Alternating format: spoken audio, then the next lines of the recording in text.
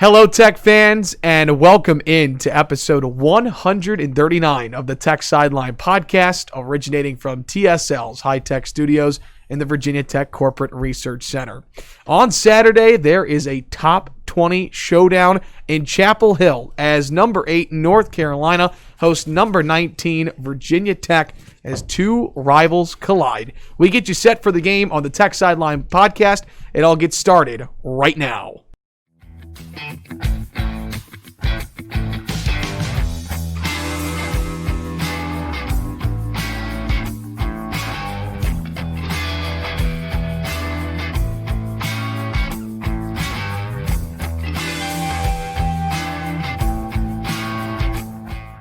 So great to have you with us, episode 139 of the Tech Sideline Podcast. Whether you're watching live on YouTube or archived on YouTube, whether you're listening on Apple Podcasts, SoundCloud, Amazon Music, Spotify, Google Podcasts, or on Stitcher, we are so glad you could join us as we record on Thursday afternoon, October the 8th. We've got our managing editor, Chris Coleman, our founder and general manager, Will Stewart, the best producer in the land, Malcolm Stewart, behind the scenes, taking your questions as we stream live today on YouTube. You can still join the chat, ask a question for Will and Chris. We'll get to those at the end of the show, and I am your podcast host, Evan Hughes.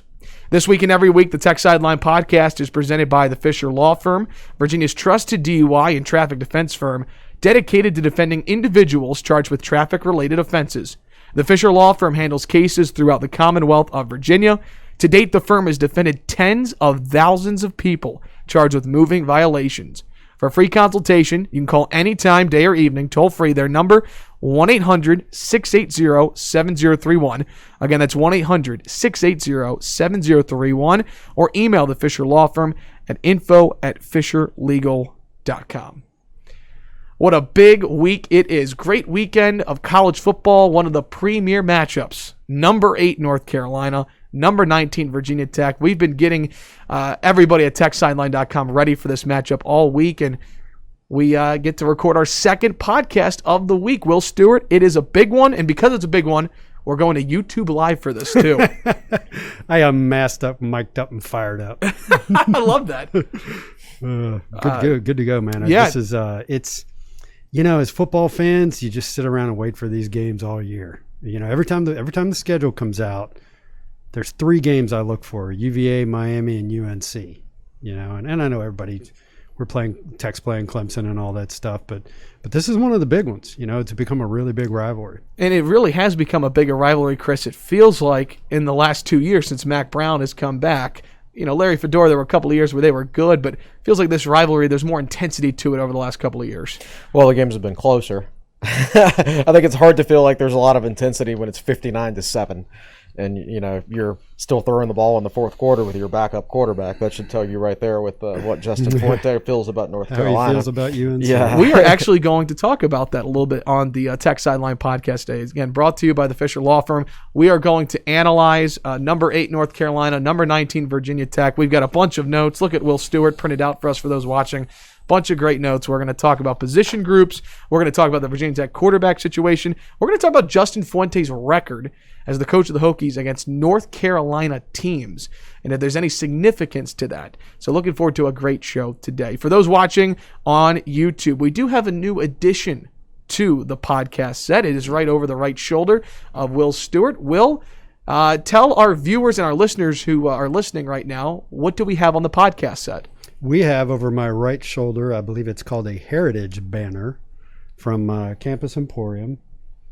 I think it's, what did they say, 8 inches wide by like 32 inches long. And it's kind of cool. Like I remember when I was setting up my basement and figuring out what I was going to hang on the wall, you always got that odd spot that is not landscape format, but is more portrait format where you want to fit something skinny in. And that does the trick. It's got some old school logos and new school logos on it, $22.99 from Campus Emporium.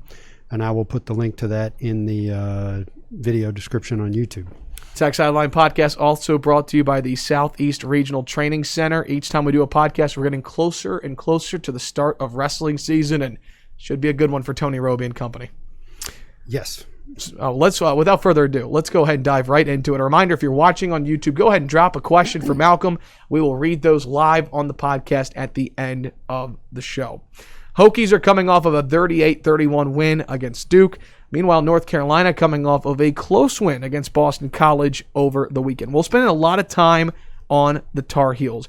But let's start with a question that's on the mind of a lot of Hokie fans right now, the quarterback situation. We knew going into the season there would be a quarterback rotation. Hendon Hooker has not played the first 2 weeks of the season. Chris, who do you expect to be under center on Saturday for Virginia Tech? If he hasn't looked rusty in practice this week, I would expect it to be Hooker. You know, he was the guy that they announced as the starter. He was the starter last year. He's from North Carolina. He's from Greensboro. You know, so this would be a big game for him.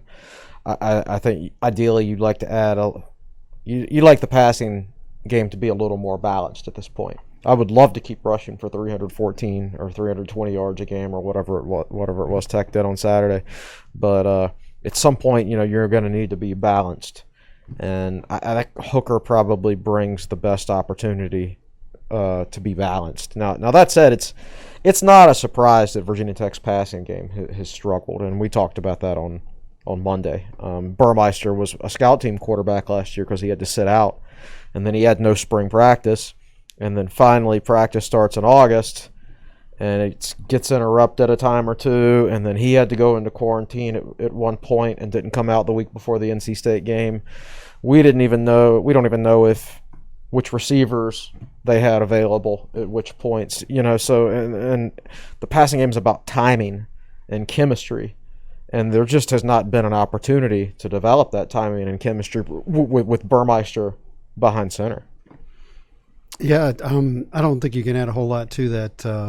I think for me the question is, to me this offense so far has looked so different from last year. You know, last year had the jet sweeps and a lot of mixed direction passes to the tight end and that kind of stuff that's just been missing this year as they've I don't want to use the word vanilla, but the passing game has not looked complicated, and you know they've just relied a lot on the traditional running game, even some read option stuff. So fans always ask, and I always answer the same way: have the coaches been holding something back? They've been hiding something, waiting for the UNC game. No, coaches don't think like that. Sometimes they will lay tendencies down and have something in their pocket to go against tendency in a key situation in a key game. But coaches do not go into a game, particularly a conference game, with one hand tied behind their back, like, oh, we're going to save some stuff for UNC. We're not going to give it all to NC State or Duke. We're going to save it for UNC. I'm pretty sure that has not been happening because coaches are smart. They believe every team you play against can beat you, and that's the way they coach. They're not so arrogant as to hold things out. So it's kind of a roundabout answer. I don't know if the offense will be different. You know, we'll see. And that's one of the things I'll be looking for. Going back to what Coach Justin Fuente said before the season started, again, that Hooker would start, but Burmeister had earned the right to play. If Hooker plays this week, do you expect him to be the QB1 the whole game, or do you expect to see Braxton Burmeister in some capacity? I expect to see both. Let's say Hooker's the starter, then I'm going to assume Fuente would go back to his preseason statement saying that he's going to play both. I certainly think Burmeister in the run game has been great, and I don't mean him running the football himself. We've said from the beginning, we've heard that the coaches think Hooker's better in the passing game, Burmeister's better in the running game. And yes, he's fast, that's part of it. But a bigger part of it is the decision-making process on the read option and the timing of the handoff and everything like that, and how long you hold that linebacker, and that's hard to explain unless you've ever played it. And when I played back in the 1900s, the fake handoffs and the read option and everything like that, they were just, we did a little bit of that to a certain extent, and it's really, really hard. It's kind of the same with a regular old school I formation play action. The timing of it and just the little things that are so difficult to grasp I played the sport and I can't even fully grasp them. Like I can't pick out on tape. It takes a quarterback coach to do that. I just think Burmeister is really, really good at that. I think, and I think that helps the running game. So I don't know that the running game will, like the running game might take a slight step back with Hooker, which is hard to believe. I know because he's a fast guy and it greatly improved with him last year. I think we've gone from Ryan Willis, who was really bad at stuff like that, to Hooker, who was pretty good at stuff like that, to Burmeister, who was borderline elite at stuff like that. So football is all about give and take, whether it's offense, defense. I mean, you have to play the give and take game unless you just have like elite talent like Clemson and Ohio State and Alabama. So Tech is trying to get more balanced, of course. Even if you see Hendon Hooker out there, it'll be because they're trying to be more balanced offensively. So they will get something in the passing game, but that might take a little bit away from the running game because Burmeister's so good at those reads and everything. And it's the same thing defensively, I think. We've seen so far Virginia Tech's defensive ends not crash down as much. They're not helping the defensive tackles much against the run. That's making the defensive ends play better. Like they've got 8.5 sacks this year already compared to the 7.5 they got all of last season. But it also leaves the defensive tackles who were undersized on more of an island. And we have not been as good against the traditional running game this year up the middle because those defensive ends aren't helping out as much. So I think this year we could actually see Virginia Tech be good against mobile quarterbacks because of the way they're playing their defensive ends, and worse against the traditional running game. I'm going off into a tangent here, but it was something I was thinking about earlier today. But football is all about give and take. When you try to make yourself better somewhere, it might make you worse somewhere else. That's just the way it is. And to continue along that tangent, I haven't. Chris is the one who digs into the PFF grades, but the play at the linebacker spots doesn't appear to have been as productive. And you got to wonder if their assignments have changed somewhat and they're still trying to learn that. So, at the beginning of the Duke game, Duke came out and they really stacked the line against Virginia Tech. And Tech did not want to play Hendon Hooker last weekend. This week, if they, let's say Burmeister starts, Tech comes out and lines up and they check and see what UNC is doing to defend. And then they'll make adjustments. It's all about the in-game adjustments. But if I had to pick a ratio, if both guys are available, I'll bet it's somewhere between 2-1 and 3-1 in favor of Hooker. That's my guess. That sounds about right. Yeah. And it could depend on game situation as well. Like, let's say the fourth quarter starts and Tech is up by 10 points. You're going to just want to run Burmeister. Yeah, exactly. Yep. So let's transition to another story for the first couple of weeks of the season and for all college football teams across the country, and that's been COVID-19 and having certain players available.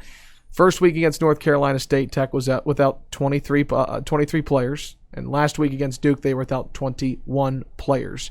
The last 2 weeks on Virginia Tech's Twitter account, we have found out about an hour before how many players would be unavailable. So while we don't have the facts at this point, knowing who was unavailable last week, is it looking like Virginia Tech will be down members of the secondary again, or is that something we're going to have to wait and see on Saturday, who Virginia Tech will have available? So I was not in the press box for the Duke game. I didn't go to Durham, but I was there for the NC State game. And what they do is, to my knowledge, they weren't emailing and they were not tweeting it out either, Virginia Tech. I know for the NC State game, Pete Morris, the director of strategic communications, stood in the press box and read a list of players. And one of the guys who's the best at typing on the fly is Andy Bitter. Andy's got the quickest trigger on Twitter. So about an hour before the game, start watching Andy's Twitter to see what the announcement is. It'll be 11 a.m. Yeah, Yes. I mean they don't email it to us. We don't cut and paste. They just stand there and they say it. So that's how the information gets out there. And so, what was your question again? Just considering who Virginia Tech didn't have last week, they were down their top 4 cornerbacks, and if there's been any information that's come out, knowing what we knew last week, is Virginia Tech likely going to potentially be down members of the secondary again? I think so. Not en masse like what you saw last weekend, and.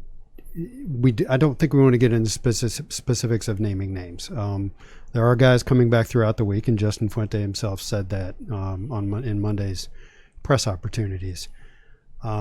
You will see more of the cornerback depth chart present than you saw last weekend. There just wasn't much there. Can't get last any weekend. lower. Right. That's for sure. Now, some of those guys have come back Tuesday or Wednesday, and some are coming back Friday as far as the corners go.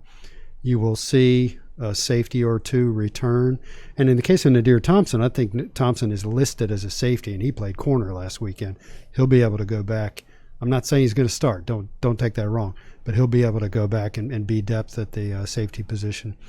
And I actually don't know the status of Divine Diablo or Keontae Jenkins. Different things have been floated during the week, and you'll have more guys present there than you had last weekend. How ready will they be to go? Man, I don't know. We'll see. Yeah, some have practiced more than others. Some will be like Raheem Blackshear against NC State.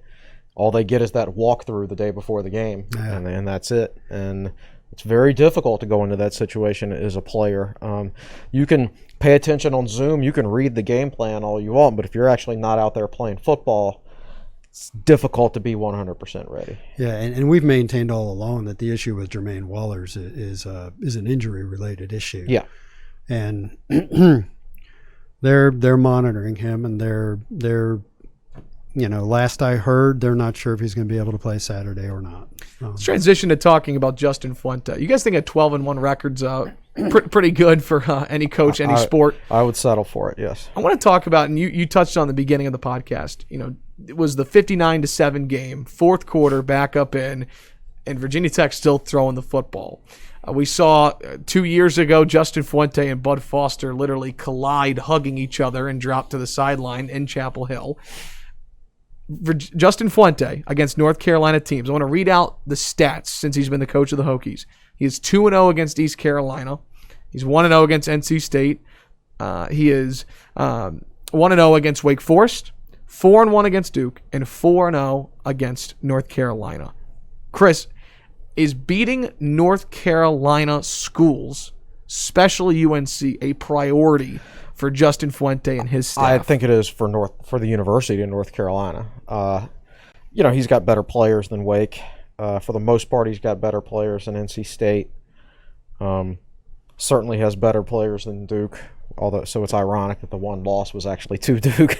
But yeah, I think he absolutely is like Will. The UNC game is one of the games he circles when the schedule comes out.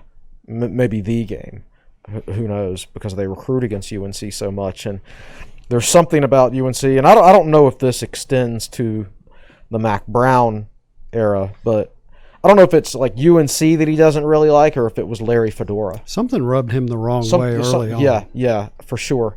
They drilled him badly in 2016, and that was a big game. Remember, both teams were ranked. It was 17 versus 25. It was a hurricane game. Yeah, right? and then 2017, what I remember about the 2017 game is, Tech, that was the NC to VT year. They were recruiting all those guys from North Carolina, and they brought all those guys from North Carolina up on a visit to the UNC game. So, like, Tisdale and Dax and all those guys were at Tech for their official visits, or for at least for unofficial visits that weekend. So they clearly wanted to put on a good show there and beat them 59-7. And I joke that, 52-point win, my only complaint is that it wasn't a 53-point win. That's what I've always said. Mm-hmm. But who was the Tech's backup quarterback that year? He was a JUCO who was only here for a year. Bush? A.J. Bush. A.J. Bush. Who then eventually transferred to Illinois. Well, it's, Fuente took the starters out, but he didn't change the offense. I mean, they threw the ball on that last drive and scored. So, but I don't know if that was a Larry Fedora thing or a UNC thing. Like, I'm sure, I like Mac Brown. I think pretty much everybody who I've ever talked to has had any interaction with Mac Brown likes the guy. So I don't think it's like I can't stand Mac Brown type of deal. I think they get along fine. But like I said, I don't know if it's I don't know if he would do that to Mac Brown. I don't know if he would still be throwing the ball in the fourth quarter if Tech happened to be up 52 points. I would love to find out. Yeah, at the beginning, it was recruiting North Carolina was a very important part of Fuente's strategy. And so I think he wanted to make a statement against UNC in particular. I think Mac and his staff have pretty much slammed the door on recruiting North Carolina for the time being. It's very difficult for Virginia Tech to get players out of North Carolina. And at the end of the Fedora regime, it wasn't. Particularly in Western North Carolina, Tech could go down there and be competitive. It's very difficult right now. But as far as the whole Mac Brown thing goes, I watched the first half. I speed watched it, of UNC and Boston College. And I think that game was on ABC. So at one of these points, I'm going to go look at what networks UNC's games have been on. Virginia Tech has been shuffled off to the ACC network every time so far, every time when they're not playing UNC. This one's going to be on ABC. But I think it was Tessitore doing the play-by-play, and there was a moment during the game where he was like, "Oh, we all worked with Mac Brown. We love Mac Brown," just effusive in his affection for Mac Brown. And that people say, so what? That's a problem. That's a problem in hype. That is a tendency towards ESPN people to prefer Mac Brown and UNC over other teams, to put them on ABC, to give them the more high-profile slots, and in general love up to them when they're on the broadcast. All you can do is try to beat them, and if you get the opportunity, yes, beat them by as many points as possible. I mean, I remember that. What I remember about that 2017 game, and this is the year before Mac Brown got there, of course, but I texted a staff member at Tech, not a coach, but a staff member. Now, this person's not there anymore, so I don't want it. If anybody at Tech is watching this and wondering who that is, then we're not going to drop that, of course. But I texted him at halftime, and I think it was like 38-0 Tech at that point. And I said, run it up, meaning run up the score. And the response was, don't worry, we are. Yeah. So that's where Fuente was at that point in time. Again, he's 12-1 against North Carolina teams, and he is unbeaten against the Tar Heels since he took over the program a couple of years ago for Virginia Tech. So, and if the game is anything like it was last year, we will be in for a treat. We've been talking about the different years, Virginia Tech and North Carolina, since Justin Fuente's gotten here. And before we look at this year's North Carolina team and the matchup, I promise we're going to go through position groups and do a deep dive. I want to go back to last year, because when we did the Duke preview last week, I brought up the big loss last year in Lane Stadium and the impact it had. Let's talk about the impact that the 43-41 6 overtime game had. Virginia Tech was coming into that game at 4-2. They had beaten Miami, then they beat Rhode Island, and they had North Carolina. When you look back at that game, did that win, you think, help spark something for Virginia Tech down the stretch last year? Like, how much credit do you give to Virginia Tech's success? If they lose that game, does that season look anything different? Because after North Carolina, they lose by 1 to Notre Dame. So when you look, how do you look back on that game and the impact it had a year removed? So that's a good and interesting question. I don't know how many fans out there agree with me on this. So the question was asked on the message board, who would you rather beat, UNC or Miami? I'd rather Virginia Tech beat UNC. And I bring that up because you referenced that the 2-2, they've lost to Duke, and they go down and they have a good performance and they beat Miami.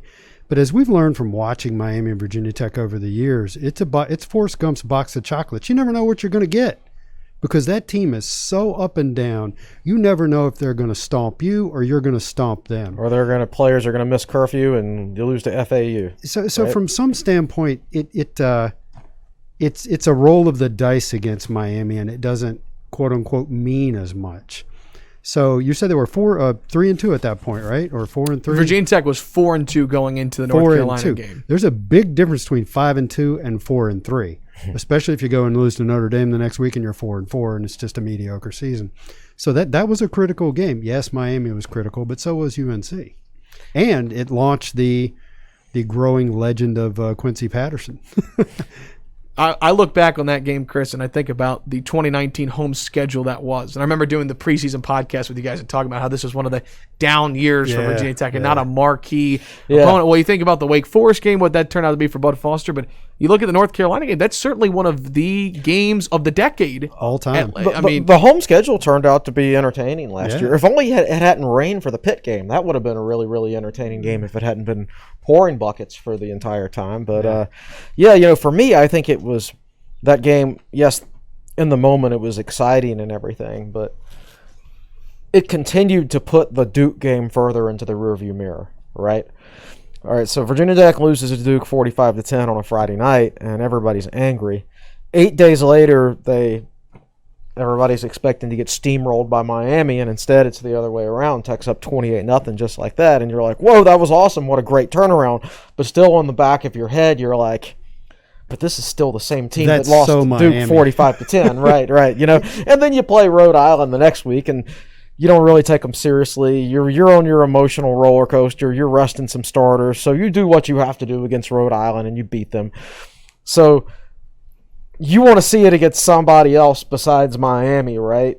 And if you do that, then yeah, you can finally close the book on the Duke game. I think that's fair. To a certain extent. And I think after that game, I think that helped the psyche of the fan base tremendously. Even with the Miami win, I don't think they were completely over the Duke game. But once they beat UNC and they got a pretty special moment like that, then I think that really helped them. Now to me, it's like that Duke game. I wrote it this past week. It was like, we're going to make jokes about that game one day, like the 1998 Temple game. Like it never happened, right? Like it's just one you just don't want to talk about. And this year's game serves the same purpose. There's a big difference between 3-0 and 2-1.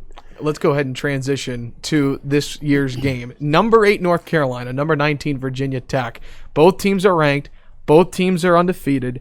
Tar Heels 2-0. They have wins over Syracuse. That was early in September. And then they had a large wait, a couple of weeks before they played Boston College this past Saturday. They were able to slip by the Eagles. Of course, the Hokies are 2-0 with wins over NC State and Duke. Will, the biggest strength of this North Carolina team is what? A very broad category offense. Everybody wants to say the passing game. The passing game has not been particularly stout for them this year. There's still a lot of potential there. And to give you an example, and I use this in our game preview, which is already up on the site. On UNC's first possession last year, they finished it with a 47-yard touchdown pass to Daz Newsome, who gave Tech fits all day long. 47 yards in one play. Daz has 31 yards receiving so far this year. 3 catches, 3 receptions, 31 yards. There is, of course, another stat that Chris has said in 2 articles now that Sam Howell has yet to complete a pass more than 20 yards downfield. If you look in his statistics, he's got a long completion of something like 38 or 41 yards, but that's a catch and run. He has not the ball has not hit the receiver's hands and been caught 20-plus yards downfield yet. 3 touchdowns, 3 interceptions after being 38-7 last year. So they're just not there, and they're not clicking yet. But they've got the potential, and I think something that gets underappreciated is their running game. Michael Carter and number 25, Javonte Williams. Those guys, I don't remember. Chris, you may have put this in an article this week. I read this somewhere. It may have been in your Herbert piece where you were talking about elusive and yards after contact and all that stuff. Michael Carter is a guy that he's way up in the top national ranking. Which is amazing. If you remember last year's game, Khalil Ladler making the one-on-one tackle. I believe that was against Michael Carter right there on the goal line. Yep. Most people don't tackle Michael Carter like that. I remember when Ladler wound up in isolation with Carter, me thinking, oh, man, this is not good. And it turned out to be good. So coming into this year, when you look at the ACC, of course, Trevor Lawrence is proclaimed to be the best quarterback, not only in the conference, but the country. And then there's a couple of other really good quarterbacks, of Ian Book at Notre Dame, but the consensus, it felt like Sam Howell was right behind Lawrence in that number 2 spot. Yeah, yep. The numbers for Howell this year, you kind of touched on it, Will. 39 of 60. He's completing 65% of his passes, 520 yards through the air, 3 touchdowns, 3 picks. You look at the Tech game last year, Howell, 26 of 49, 348 yards, 5 touchdowns, no picks. Chris, is Howell in a sophomore slump? Are you buying the numbers he's put up the last 2 weeks? Is this just a slow start to the year? Do you think he's taken us a little bit of a step back to start this year? I think everybody who's read my writing enough through the years or watched this podcast knows how I feel about North Carolina, but even I'm not going to take this opportunity to throw dirt and say that, it's a sophomore slump. I just think UNC is affected by this COVID situation like everybody else. I did some research on it yesterday, and they first shut down their program for a minimum of a week back in July, basically as soon as they came back. Then they shut it down again in August when the students came back, and that interrupted their practice. And, you know, I think it's probably safe to say that they had some guys out at that time. And then they didn't play for 2 weeks. Well, right. They get the season started. First of all, we don't know how many guys they had out because they weren't playing, so they didn't have to announce names or numbers or anything like that. But they finally get rolling against Syracuse on September 12th, and that was after a few weeks where I just think they were sort of like Virginia Tech. They probably were practicing with not that many guys, and they were winning that Syracuse game 7-6 going into the fourth quarter before they finally woke up and won it 31-6. Then the next week, Charlotte canceled on them, and then after that, I think they had a bye. So they went from having things interrupted for them a lot during the preseason to playing a game, and then not playing for 2 straight weeks, and then they come back against BC, and again they look rusty because they hadn't played for so long, from September 12th to October 3rd. That's a long time being off. So I just think football's about rhythm, man. Rhythm and depth and just being in game shape, and I think that's affected them a lot, and it especially affects the passing game when, like I said, timing is so important and rhythm is so important. So I think that has hurt them. I think playing 2 games in a row will be good for them. I think that's part of it. Now, if there's another cause in there too that maybe somebody inside the UNC program knows, I don't know, but to me, from the outside looking in, I think that's the biggest issue for them. Or at least if I say that's the biggest issue for Virginia Tech's passing game, I have to say that about UNC also, right? Yeah, I mean, how many passing games have you seen this year that you would say are in rhythm? Mike Leach had a good first game down. Is he at Mississippi State? Yeah, Mississippi State. And then they lost last week. And Clemson's been Clemson. Yeah.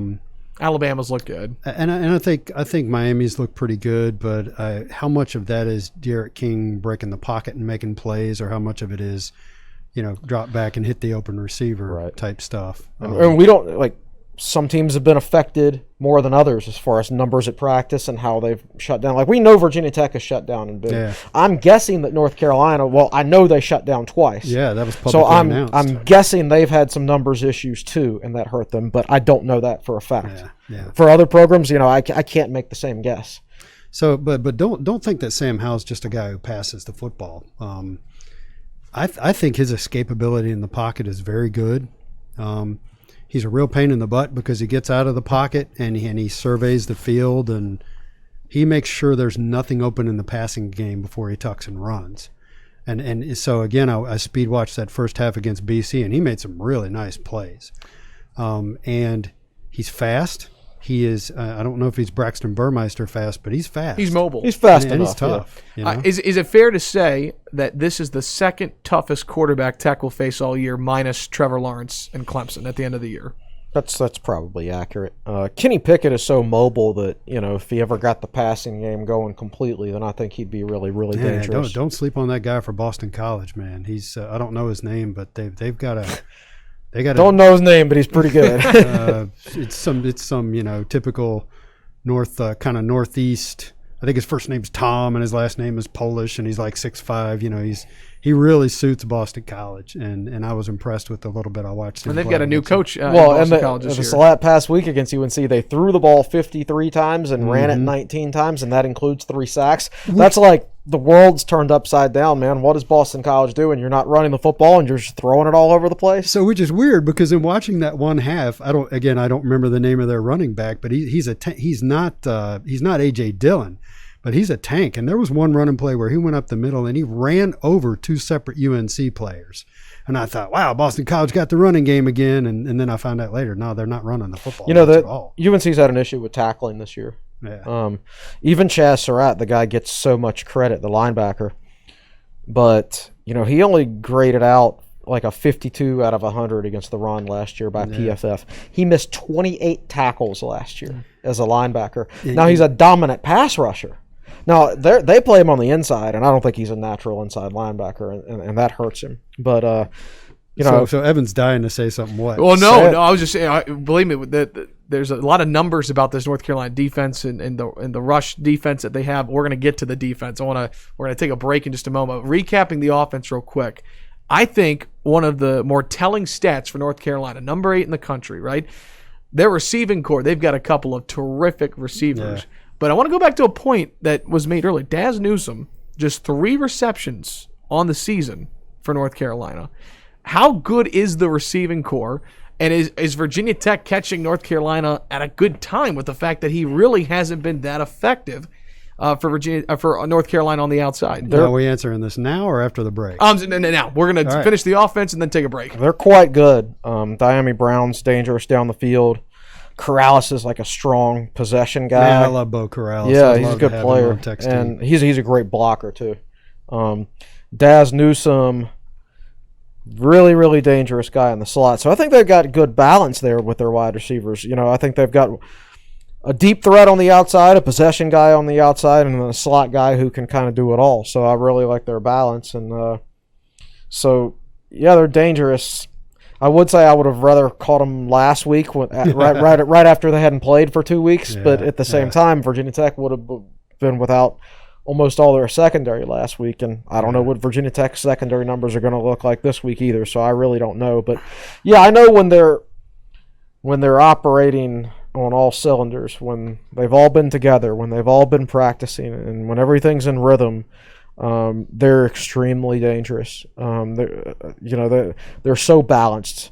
Their offense is, the receivers and Howell get all the credit, and they deserve every piece of credit they get, but they're a dangerous offense because they're balanced, because they've got Carter and Williams who were very good players. And each of them ran for about 1,000 yards last year. Yeah, right? I forget. Let's see. Carter ran for 1,003 yards, and I think Javonte Williams was around 950, something like that. So that's crazy that you can have a guy like Sam Howell throwing like he did, and have almost two 1,000-yard rushers. Yeah, that's a great sign of balance. So, yeah, I bet UNC fans are pretty disappointed because when you've got all of that returning, you expect to go out there and dominate people, right, when all those guys come back. But it hadn't quite been that way. But at some point this year, it could return to form, right? And I hope it's not this week. Looking at their career numbers as well, which is pointed out, by the way, if you go to techsideline.com, Chris's game preview article's up. It's a great read. Michael Carter career over 2,300 rushing yards, and then Javonte Williams is over 1,200 rushing yards in their careers, which is, you don't really see that with two backs in a college offense, especially an up-tempo offense like North Carolina likes to run. And Carter's a guy who also has I think 64 catches for his career. So he's a versatile back. So it's an ideal offense for the most part. I think their offensive line is the weak point. Let's go ahead and transition to the offensive line real quick. You put in your article, Chris, according to Pro Football Focus, their offensive line a 59.7 grade, which is 12th in the ACC. In run blocking. In run blocking. So when you look at this offensive line, they don't have any seniors. Right. And then I want to talk about Virginia Tech's defensive line for a moment because, Will, they're coming off of a terrific day against Duke. They compiled 7 sacks. Is there a chance this game is won in the trenches? Is this an opportunity for Tech's front 7 to get pressure early on that offensive line? Well, I think that they're going to have to. Yeah. Go ahead. Well, I think Chase Bryce made things easy for Tech on a few plays last week that I don't think really UNC will do this time. Like Belmar's, most of Belmar's, at least 2 of his sacks were unblocked, right? So that's a schematic thing, and then Brandon Patterson broke down really well about how Bryce just basically turned right into Belmar on one play. Right. And that's all on Bryce. Yeah. So Duke did some wrong things that I don't think Howell will do, although he did take a couple sacks last year when he just didn't get rid of the ball against Tech. But that's true. He's an older quarterback now, so we'll see. But yes, ideally, you want to come after him and put some pressure on him. Howell has been okay, not great against the blitz this year. Yeah, you can't let him sit there and just pick you apart the whole time, because at some point, no matter how much everybody's been practicing, if you give him 4 or 5 seconds every time back there, he's going to get you. Then he'll get into a rhythm. Yep.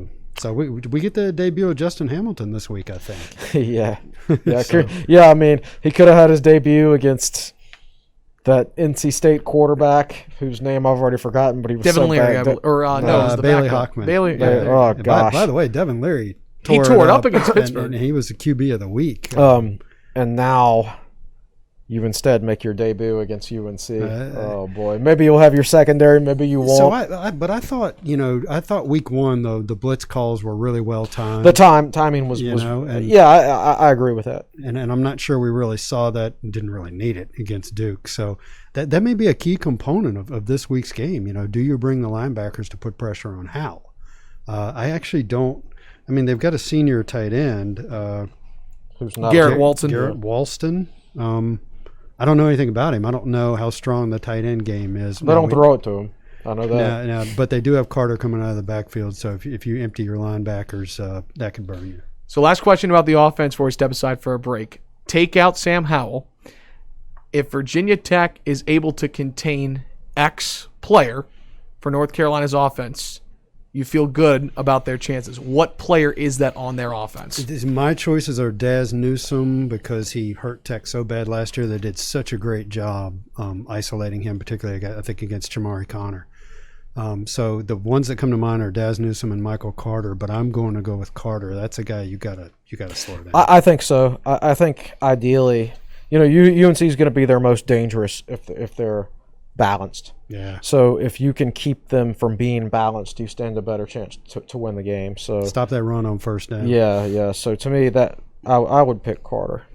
Last year, Daz Newsome against Virginia Tech, 9 receptions, 112 yards, and 2 touchdowns. Michael Carter last year, 13 attempts on the ground, 91 yards, and a long of 28, averaged 7 yards a carry. So both are really good players. It's a really good North Carolina offense. But I think we pointed out maybe a weak spot, that offensive line, opportunity for Virginia Tech's defensive line and front seven.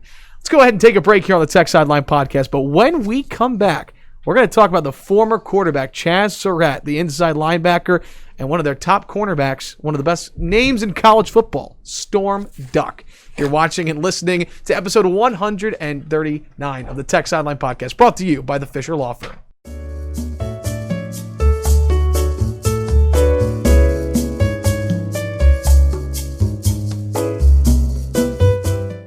Welcome back in, episode 139 of the Tech Sideline Podcast. It's so great that you are with us. We are recording on Thursday afternoon, October 8th, getting set for number 8 North Carolina, number 19 Virginia Tech, 2 unbeaten teams, 2 rivals colliding at noon in Chapel Hill on Saturday. Chris Coleman, Will Stewart, Malcolm Stewart, and I'm Evan Hughes back with you. We're going to get to your questions at the end of the show. If you're watching live on YouTube, be sure to continue to drop those. All right, we talked about the North Carolina offense. Let's transition to the North Carolina defense. And I'll actually start with a headline that Chris Coleman has in his game preview up on TechSideline.com right now. It reads, UNC good against the run, but how good? Virginia Tech coming in today, we know how good this rushing attack has been. Number 3 in the country, Virginia Tech, in rushing yards per game. But North Carolina is number 1 in rushing defense. So, Chris, I will ask the question that you asked in your game preview. UNC is good against the run, but how good are the Tar Heels? It's so hard to say. They haven't played anybody who could run the ball at all. Boston College, I think their best game running was when they had 87 yards against Texas State. And by the time the UNC game came around, they realized they were so bad at running that they just decided to quit running, not even try. And then their first game was against Syracuse, and I read an interesting article doing research for the UNC preview that during Dino Babers' tenure, 16 of his 30 scholarship offensive linemen have either missed multiple games, an entire season, or had their career ended due to injuries, and a 17th quit the team. So Syracuse never has enough offensive linemen to block anybody, so their running game is quite horrible. So there's your preview with the stats in it. Okay, so Syracuse ran for 68 yards against UNC, 1.8 yards per carry. Against Pitt, who has a very strong defense the next week, 51 yards, 1.5 yards per carry. They got 163 yards and 4.1 yards per carry against Georgia Tech, but Georgia Tech is, despite their victory over Florida State, I think we've learned a lot about Florida State since then, haven't we? Yes, we have. And Boston College had 42 carries for 84 yards against Duke, 2 yards a carry. Then they had 87 yards and 3.2 yards per carry against Texas State, and then 40 yards and 2.1 yards per carry against UNC. So UNC has not challenged anybody, or excuse me, not been challenged by anybody in the running game. Yeah. No, you can do the same thing for Virginia Tech's rushing offense, right? So the NC State rush defense, they held Pitt to 92 yards, 2.5 yards per carry, and Wake to 149 yards and 3 yards per carry. Virginia Tech gashed them for 314 and 7.7 yards per carry. So NC State in their other two games has been good against the run. And let's see. And Duke's rush defense. Duke shut down BC, which everybody has done to BC by now. They gave up 178 yards and 4.2 yards per carry to Notre Dame. 188 yards, 5.1 yards per carry against UVA. Virginia Tech, 324 yards, 6.1 yards per carry. So Duke has been middling against the run, and then they got dominated by Virginia Tech. So Virginia Tech is doing better. We know that Virginia Tech is doing much, much better against the run against their two opponents so far than anybody those defenses has faced. So we just don't know much about UNC. They could be great. They could be mediocre. We don't know because they've just faced two awful rushing defenses. Well, let me ask you this. The story of Virginia Tech's first two games of the season has been the fact that they've rushed over 300 yards as a team in wins against NC State and Duke. Does this game come down to Virginia Tech being able to run the football effectively and North Carolina stopping the run, or vice versa? Is that the story of this game? Is that who wins the game, whoever dominates? It's going to play a huge role. It may not be the only role. Special teams and turnovers and things like that might enter into it. But in a world where crazy stuff doesn't happen, like 2019 or 2018, but not 2020. Virginia Tech has to run the ball well. I'm not saying they got to run for 300 yards, but let's say Sam Howell gets in a rhythm, or let's say Michael Carter gets in a running rhythm. Virginia Tech needs to have the football, and they need to possess it, and they need to keep it away from those guys. And you do that with the running game, And as bizarre as this sounds, Khalil Herbert ripping off 80-yard touchdown runs is good for the stats, but it actually doesn't control the flow of the game. I'm not saying you don't want the guy busting some long runs. You do. But can Virginia Tech avoid the 3 and outs and hold on to the ball? And because even if all of the defensive backs come back, they're not in football shape. So you cannot keep giving the ball back to UNC. So let's say you run for 1 yard on first down and throw 2 incomplete passes. That's no time off the clock, and right back to them it goes. You can't do that sort of thing. So it may be the key determining factor.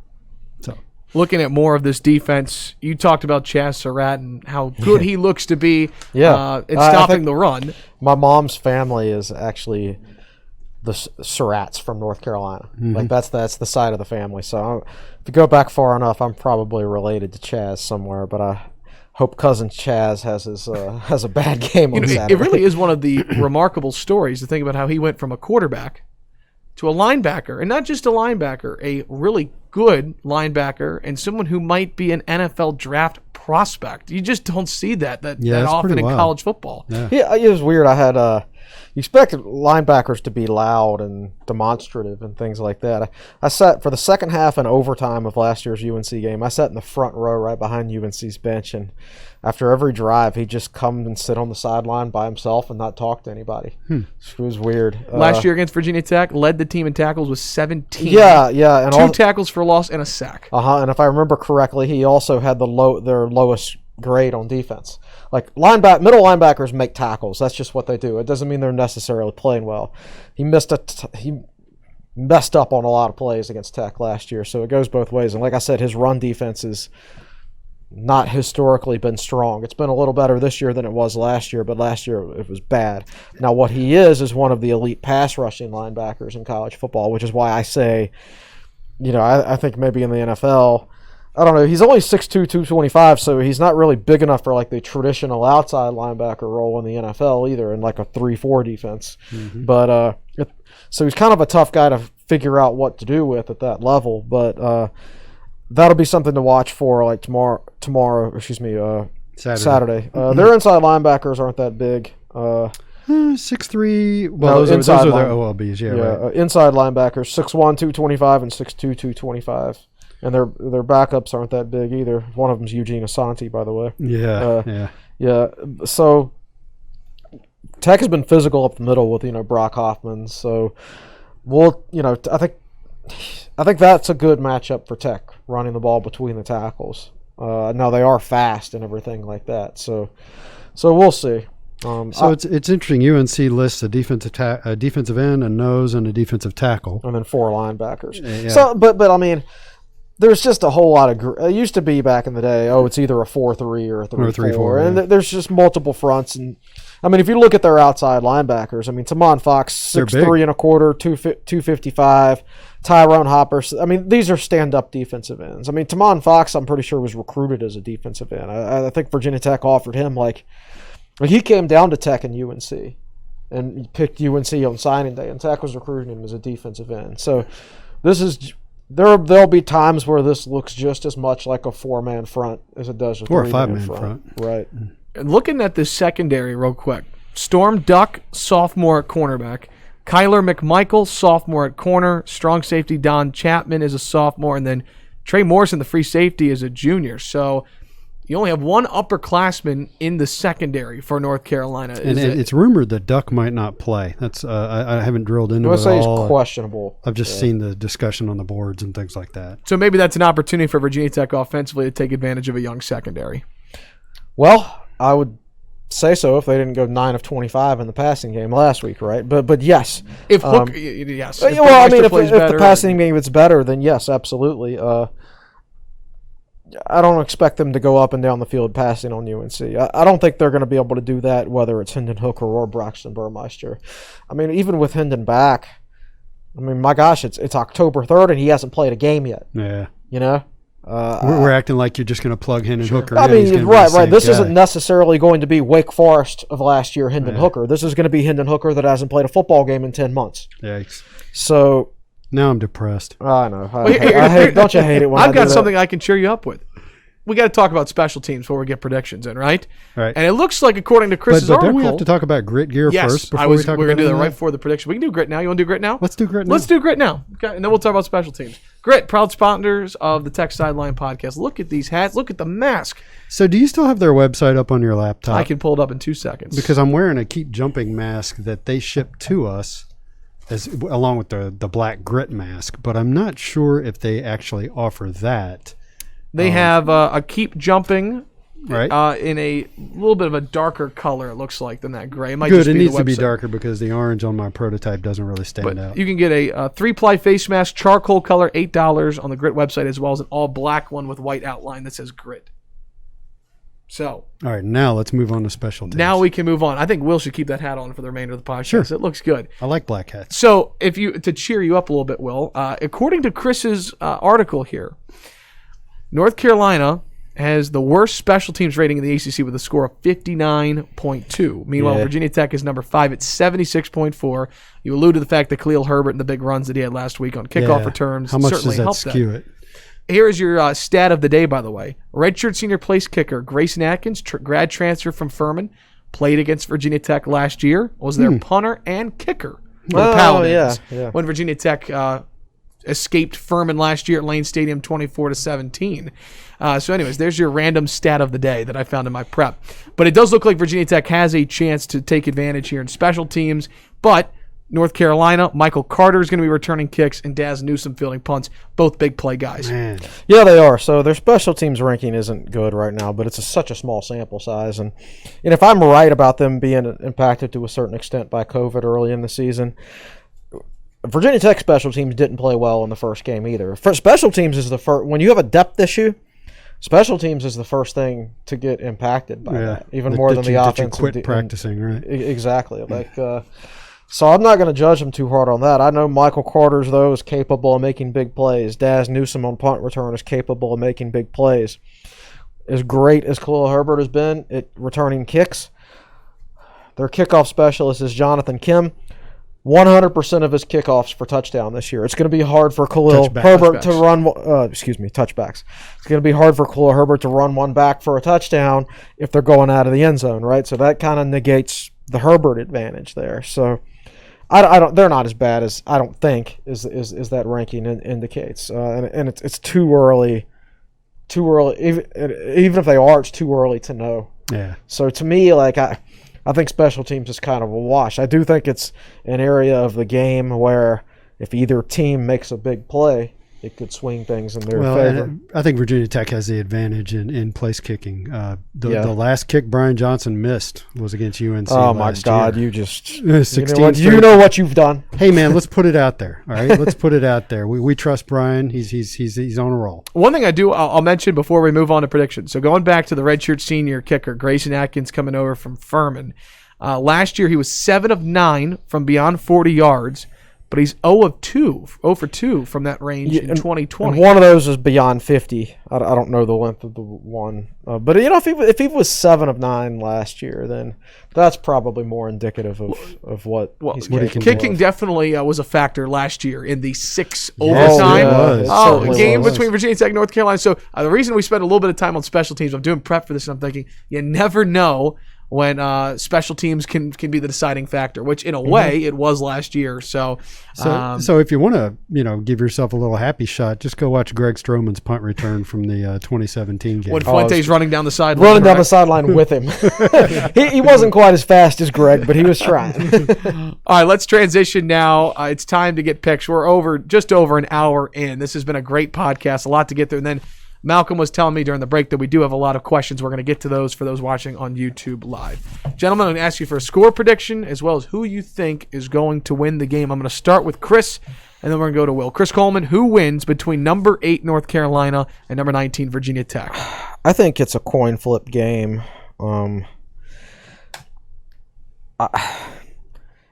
If I knew with certainty which Tech defensive backs were coming back, and if I knew certain ones were going to be back, I would pick Tech, but I don't know, right? And like if I knew Armani Chapman and Breon Murray were back and they had practiced all week, I would pick Tech, but I don't know that, right? Maybe they're both out, maybe they're not out.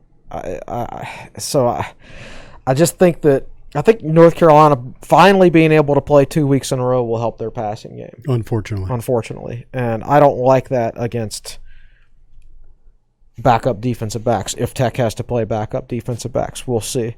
So I picked it 34-31 UNC, but it could easily be the other way around, depending on plenty of things. What if Hendon Hooker is 100% and not rusty, and he's taken the steps everybody thinks you should take between your sophomore and junior year? We don't know that. We don't know that he has or hasn't. We don't have any evidence on Hendon Hooker at all this year. What if Storm Duck doesn't play? That takes away in my opinion, their best football player on defense is Storm Duck and not Chaz Surratt. So many unknown factors. I'm going to pick UNC as much as it pains me to do it because Tech was missing a lot of defensive backs last week.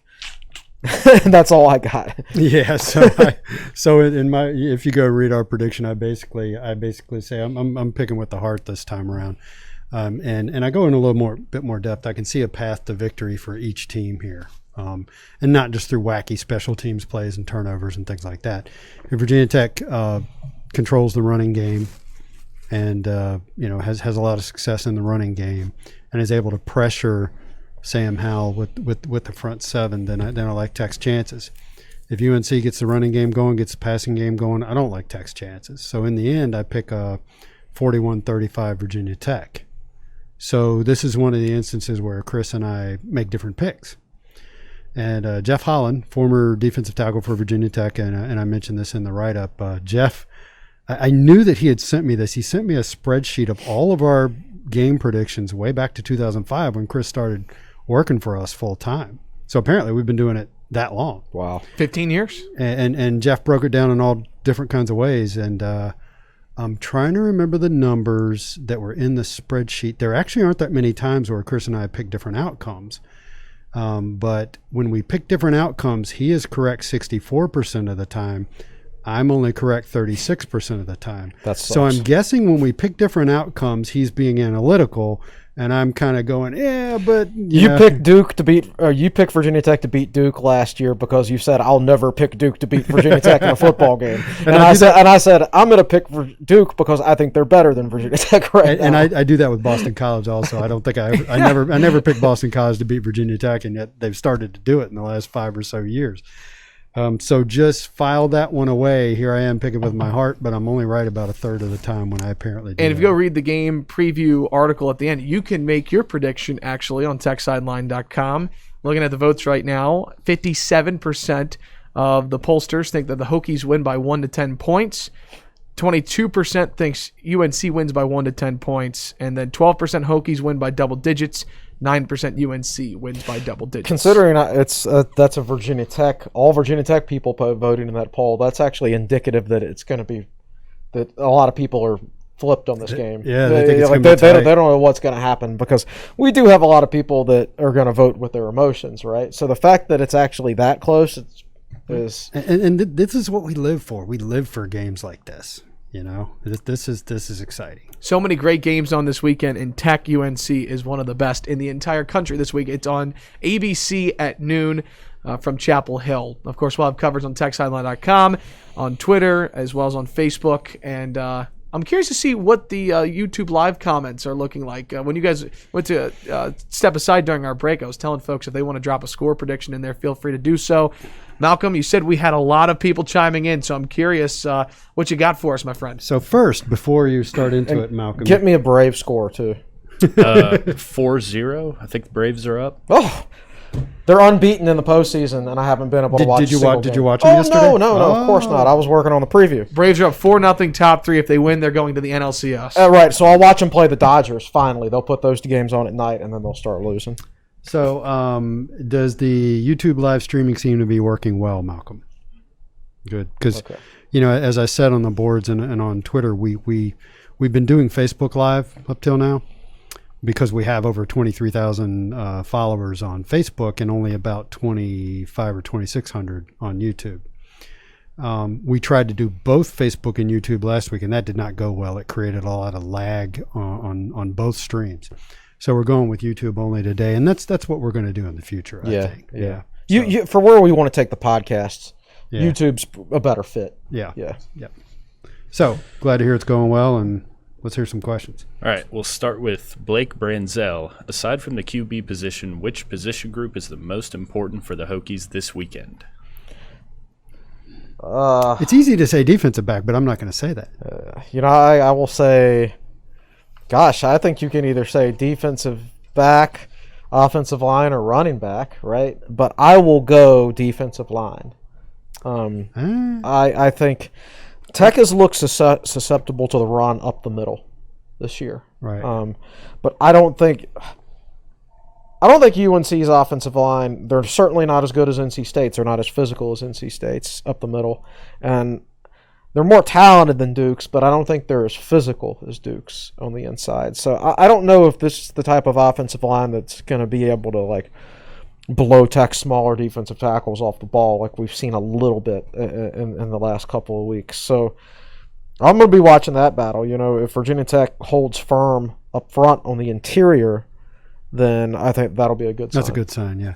I'm gonna go with the offensive line. Christian Darrisaw has had such a good year, and Brock Hoffman sets the tone, and that's the position group I'll be watching. Yeah, let's not neglect Darrisaw. I know we're talking about Brock Hoffman nonstop. Christian Darrisaw is the best football player on the team, regardless of position. On the entire team. And so, I'm glad we could bring him up. But I'll be watching the offensive line. I'm going to go with the linebackers. Ashby and Hollyfield, not really the start that they were hoping for defensively. They played well, but not up to the level that they were last year. I think linebackers are going to be very important for Tech if they're going to win this game on Saturday. Yeah, hope it would be nice if Alan Tisdale was back too, because I think he's better suited in the open field for against a guy like Michael Carter. Plus, he's a North Carolina guy. He's a Greensboro guy. This game would mean a lot to him. Yeah. Good question, Blake. All right, from Trevor Mays, do we think Jamari Connor will play better against Daz this year? Feels No. like those I think it's slant routes impossible. he Do we did think last he'll year. play better? Is he suddenly going to develop a skill set he doesn't naturally have? Well, the thing, he was hurt last year. Like, he had a Was he? hamstring injury for that game. Okay. What were his numbers last year? 9 catches, 9 catches 112 for yards. 112. 2 touchdowns. I will predict he doesn't have 9 catches for 112 yards. How much of that will be Jamari Connor and how much of it will be the rest of it? That's a tough matchup for him. Like, Jamari's one of those guys who, I think if this was like 1998, like, he would be one of the best defensive players in Virginia Tech history. I think he'd be great in that whip or rover role. Legendary whip linebacker. When teams didn't spread the field as much. So it's almost like he was born about 15 years too late. Yeah. But he's still a really good player. Yeah. But that's a tough matchup. That's a tough ask, man. I mean, Yeah. Daz Newsom's really good. So I think we covered it. I don't think Daz's stats will be as gaudy, but I'm not sure how much of that's going to be Jamari. Keep in mind, Daz Newsome coming into this game just 3 receptions the 31 first 2 yards. games of the year. Yeah. So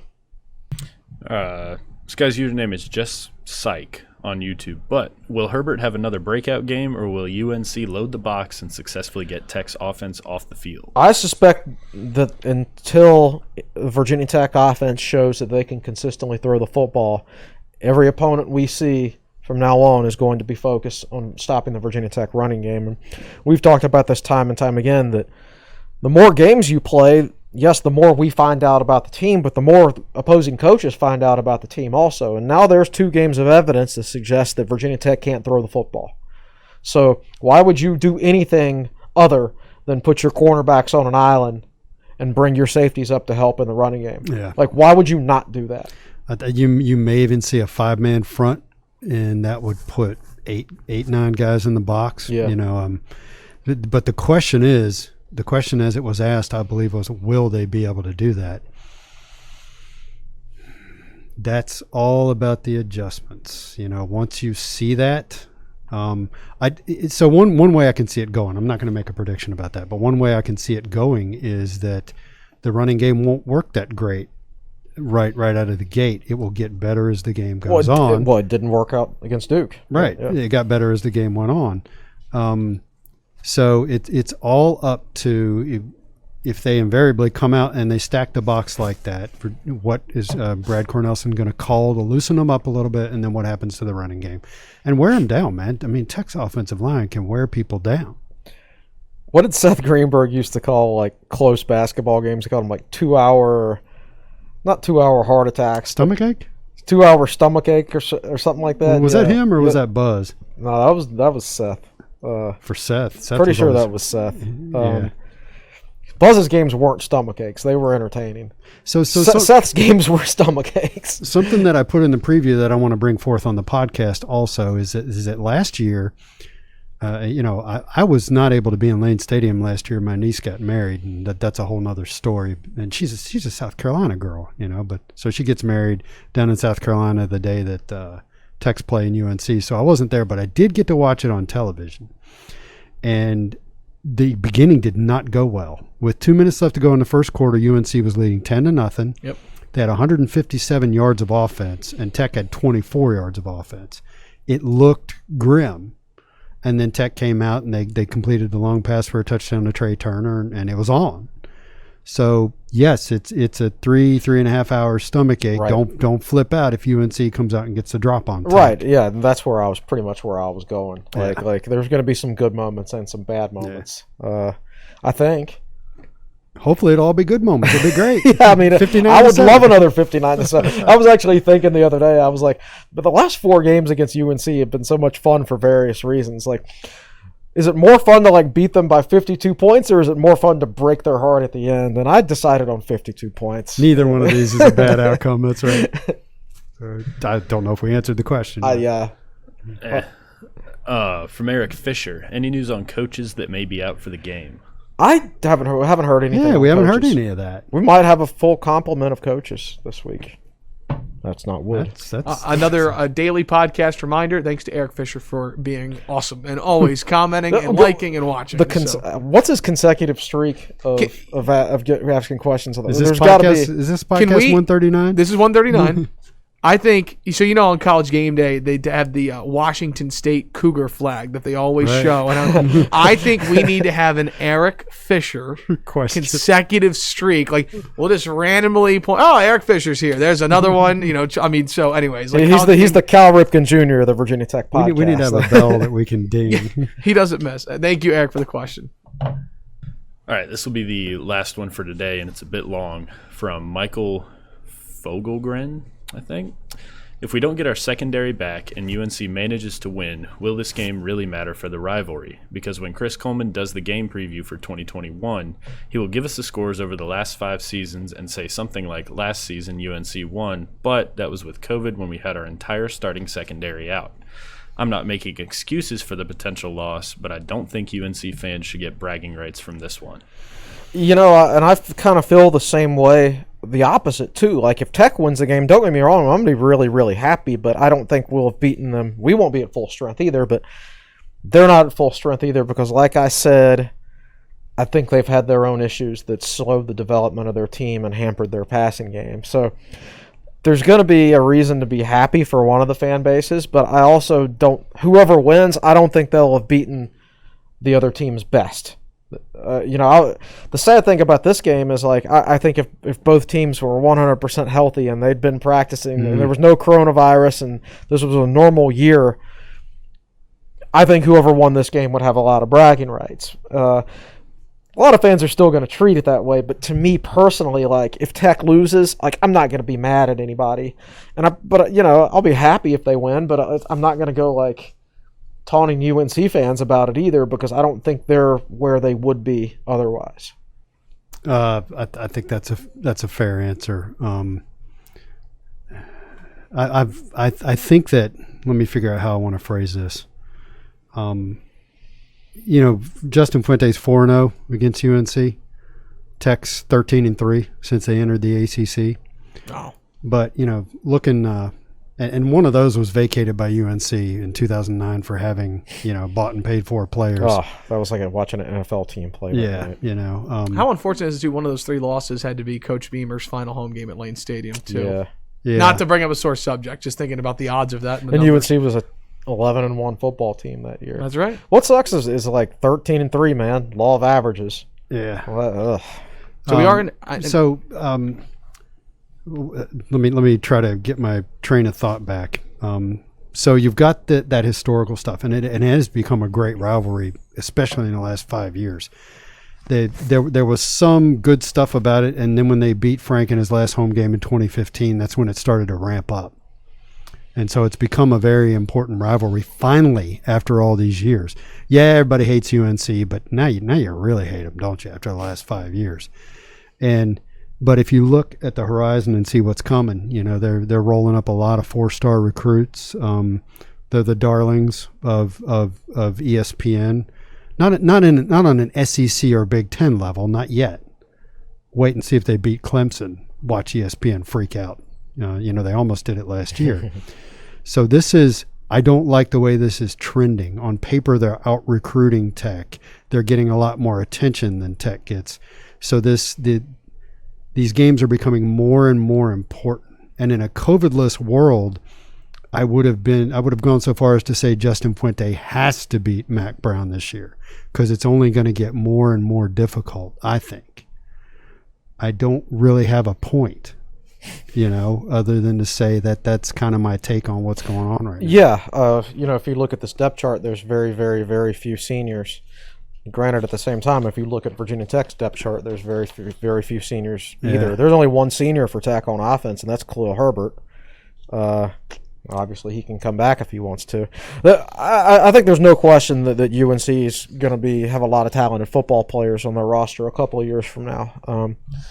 The question is, like, how big will the hype get, and will Mac Brown be able to handle it? Like, he won the national championship at Texas, and don't get me wrong, everybody's always hyped the Texas program to a certain extent, but after he won the national championship there, that hype machine just increased, and finally ESPN gave them their whole network, right? And then their results started going down and down and down. The more hype they got, the softer Mac Brown's teams got. Like, they couldn't, like, he's an old school, tough-minded coach. I don't know that he can handle like divas So how diva will they get, right? Yeah, so let's and if you look at the talent that Butch Davis put on the field for UNC in the late 2000s, that defense in 2009 was an NFL defense. Oh yeah, it was great. That UNC had, and yet they still barely beat Tech that year, and I think that was the only time they beat them. That was a Ryan Williams fumble. Yeah, Ryan Williams fumble late in the game led to the game. And if he hadn't fumbled, there was nobody else there. He could have gone all the way. Yeah, so even then, Butch Davis put a lot of talent on the field, but barely beat Virginia Tech. Right. And so will that be Mack Brown's story? He puts a lot of talent on the field, but can he beat Virginia Tech? So one thing I meant to study, and I have not studied it yet, is so everybody says Mack can recruit, but can he coach? Well, he took UNC to very lofty heights back in the late 90s. If Florida State had not been in the way, UNC would have been. Well, I think they were a top 5 team. Florida State was. I remember that game in 1997. I want to say Florida State was, number 1 or number 2 or number 3 or something like that, and I think UNC was between 5 and 10. I mean, that was a hyped game. And that was 20-3 Florida State, if I remember correctly. Yep, exactly UNC was very competitive. Their defense was awesome. Some of the better Florida State teams ever. So you got to give Mack credit for that. And then you go to Texas, and he actually, now granted he had Vince Young, but he did win a national championship in 2005. Look at Texas since then. I've listened to ESPN Sirius XM college sports, and they were running down how mediocre Texas has been in the last 10 years. Well, since they played for the national championship, I think in 2009, they've been a very you got to think he almost won 2 national championships with if Colt McCoy doesn't get hurt. He got hurt in that national title. If he, that was the first Alabama title. And Texas hadn't done jack since then. No, so how bad is Mack Brown really? Right. And we'll see what he does at UNC this time around. So don't go around and just say, yeah, he can recruit, but he can't coach. He can certainly coach. Honestly, he's very, very similar to Frank Beamer in a way, except I think he has an eye for both sides of the ball. Like, he's always been able to hire really good assistants. Yeah. Frank Beamer hired a really good team of assistants, but then, what really led to Frank's the beginning downfall is the wrong word, but when the program started slipping is when he lost those really, really elite assistants after 2005. And he did not replace them very well at all. And then he doubled down by removing probably the last elite regular assistant that he had, Jim Cavanaugh, from a coaching role, right? Yeah. Now, Mack Brown also one time fired Jim Cavanaugh, and that turned out to be a mistake. So they all make mistakes from that to a certain extent. But I do think, generally speaking, Mack is really good at assembling coaching staffs. And I sat, like I said, front row behind their bench last year, and this is Mack Brown the whole game. He's like a calmer, white-haired Dabo. That's what he does. I'm not saying he's bad at X's and O's, because I'm sure he knows a lot. I know he knows a lot more about football than me, but that's not. There are different types of head coaches. Like Justin Fuente is the X's and O's head coach. Mack Brown is more of the Frank Beamer type of head coach, right? The CEO type, and neither one is wrong. Both work at a high level at various places. Like Urban Meyer's an X's and O's guy, right? Nobody says he was a great coach. So not to minimize what's going on between Fuente and Bronco Mendenhall, that's also a critical battle that Fuente faces, on a year in, year out basis. But the one that determines Fuente's tenure, I'll say those two will determine Fuente's tenure at Virginia Tech. How does he handle the head-to-head against Mack Brown at UNC and Bronco Mendenhall at UVA? Very fair. That was a really good discussion, actually. And if we weren't almost 90 minutes in, I would keep it going. Yeah. However, Malcolm did just text me. We got a lot of score predictions rolling in. We're almost at officially 90 minutes. Let's go ahead and just first day on YouTube live. Malcolm, go ahead and chime in. What are the comments saying? All right. James Reckling has it VT 38, NC 28. Dan Seitz VT 31, UNC 27. My favorite Hokie for life has it 70-7 Hokies. 70-7. I will take Hokie for life's prediction. It's weird. Everybody seems like they're picking upper 20s to low. I do to think it's going to be a mid-30s. high-scoring game. If Well, Tech's the going to over-under is 59. It's funny, we consider 34 to 31. It was what I picked. I consider that a high-scoring game, but if we were like a Big 12, that'd be like halftime. I went with 41, man. I never do that. I picked 41. Dang, I really went on a limb there. Thomas Train has Hokies 48, UNC 28. I'll take that. Thomas Lester with an interesting one, 42 to 38. Pick the team. That's fair. That's very fair. Well, Elijah Sargent 34-31 Hokies, and I think that's all of them. there you go. All right. Well, thanks to everybody for chiming in. Definitely a great first day with YouTube Live. Last thing I'll leave you with. If Tech were to win, they're at number 19 right now. I know rankings don't matter, but everybody likes to look at rankings. The highest Justin Fuente Virginia Tech team in the AP poll is number 12. So depending on how the game goes and what happens around it, The highest ranked Justin Fuente team has been at Virginia Tech, the highest ranking Justin Fuente has achieved at Virginia Tech in the AP poll is number 12. When were we number 12? What year was that? When Virginia Tech lost to Old Dominion, they were number 12. Jeez.